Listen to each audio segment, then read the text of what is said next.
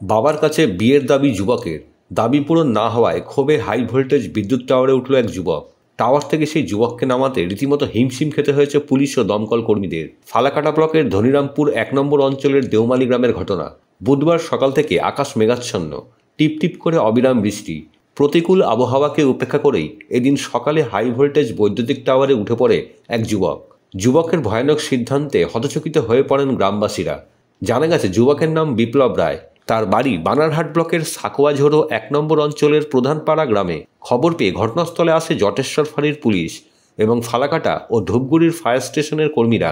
যুবকের কাণ্ড দেখতে ভিড় জমান গ্রামবাসীরাও। টাওয়ার থেকে নিচে নামতে নারাজ যুবক।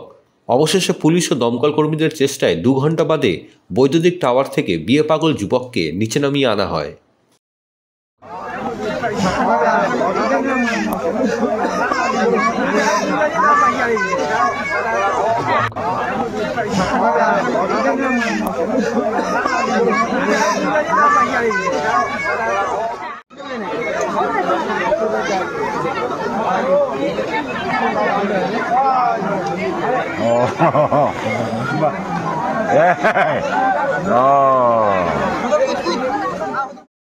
ব্যুরো রিপোর্ট, খবর সীমাহীন।